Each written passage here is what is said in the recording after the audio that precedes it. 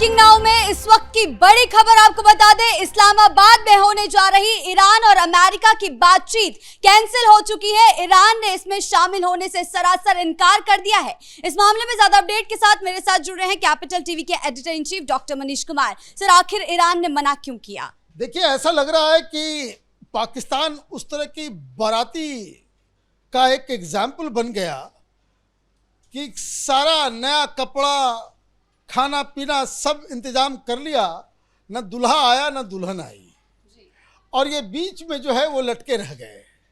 अभी देखिए, ये लेबनान का मसला इतना ज़्यादा, कल भी इस बात के इंडिकेशंस मिल गए थे कि जब लेबनान को उसके अंदर शामिल नहीं किया गया, और ईरान ने साफ साफ कहा कि ये तो एक चाल है, हमसे बातचीत करने का एक ऐसी चाल है कि जिसके तहत ये फिर से हमें हमला करेंगे, वो कुछ समय बाय कर रहे हैं।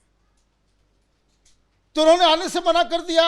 जो पाकिस्तान एम्बेसी के जो एम्बेसडर हैं, ईरान के एम्बेसडर, उन्होंने जो ट्वीट किया था कि ये दो रिप्रेजेंटेटिव हमारे इस्लामाबाद आज पहुंचने वाले हैं, मतलब आज जुम्मे का दिन है, आज ईरान के दोनों डेलीगेट्स को इस्लामाबाद में होना था, लेकिन उस ट्वीट को ही डिलीट कर दिया, और अभी तक वहां न जेडी वेंस पहुंचे हैं और ना ही वहां पे ईरान का कोई व्यक्ति वहां पे पहुंचा है, और जो स्पीकर और विदेश मंत्री के आने की जो बात थी वो भी कैंसिल हो गई है, वहां कोई नहीं पहुंचा है। और इधर कीलाबंदी आपने कर दिया, पूरे इस्लामाबाद को बिल्कुल छावनी में तब्दील कर दिया। स्कूल बंद, बाजार बंद, मॉल बंद, सिनेमा हॉल बंद, सारी चीज़ों को आपने बंद कर दिया इस्लामाबाद और रावलपिंडी में, और वहाँ लड़ाके उड़ रहे हैं कि पता नहीं कौन किधर से घुस आए, ये टीटीपी वाला, और वहाँ पे धमाके कर दे, कोई शिया समुदाय से लोग आकर के वहाँ पे हंगामा कर दें, तो ये भी खतरा। तो ये सारी चीज़ें हो गई, लेकिन इसके बीच ये जो पाकिस्तान है, ये नौटंकीबाज जिस तरीके से इन लोगों ने गूफअप किया, वो एक बड़ा मसला लग रहा है। अब देखिए, पहले ही डोनाल्ड ट्रंप ये नौटंकी कर रहे थे, ये ड्रामा की बातचीत करनी है, ये तो डोनाल्ड ट्रंप के दिमाग की उपज है। ईरान तो बातचीत के लिए आगे नहीं आया, इन्होंने ही पाकिस्तान को दलाल बना करके पेश किया और कहा कि भाई हम बातचीत करेंगे। अब बातचीत के बाद आपने ये तय हो गया कि भाई बातचीत होगी, इजराइल ने अटैक कर दिया।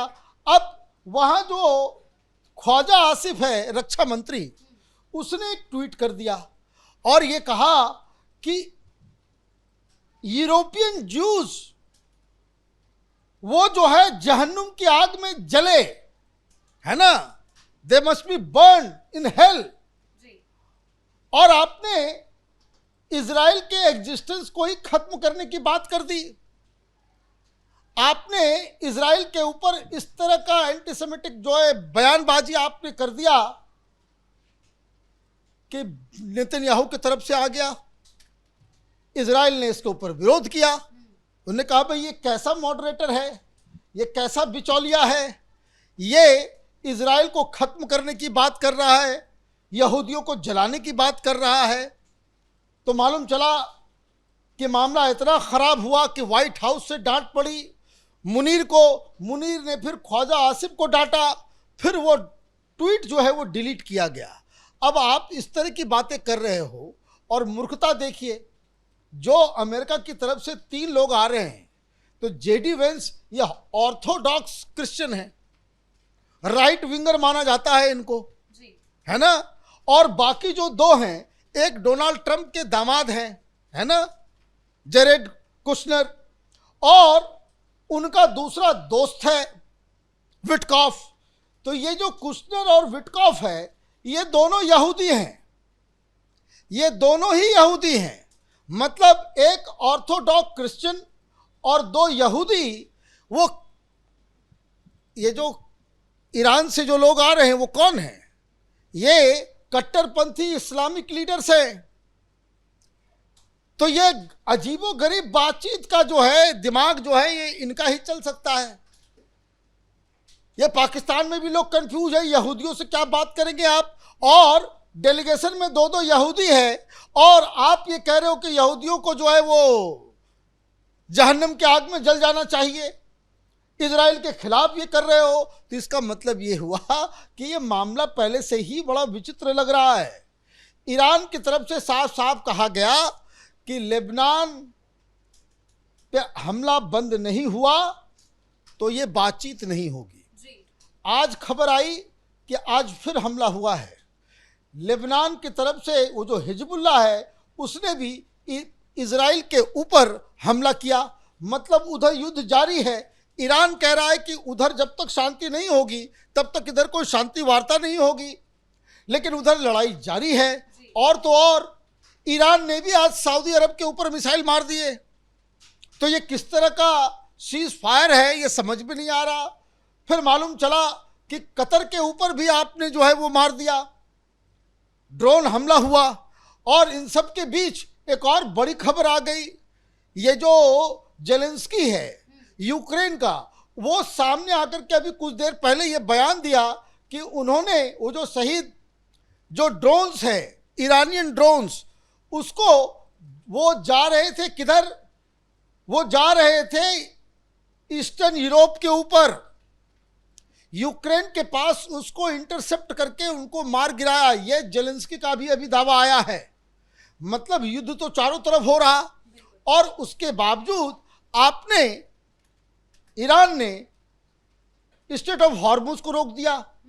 आप एक मैप जारी कर रहे हो कि इधर से ही आना उधर से ही जाना, बाकी जगह पे हमने बॉम्ब लगा रखे हैं, माइंस लगा रखे हैं। डोनाल्ड ट्रंप कह रहे हैं कि भाई दो चीजें बिल्कुल जरूरी है बातचीत शुरू करने से पहले। पहला ये कि जो स्थिति पहले थी स्ट्रेट ऑफ हॉर्मुज की वो खुलना जरूरी है, उसको आप फ्री कीजिए। और दूसरा, न्यूक्लियर वेपन के ऊपर आपको ये मानना पड़ेगा कि आप इनरिचमेंट नहीं करेंगे।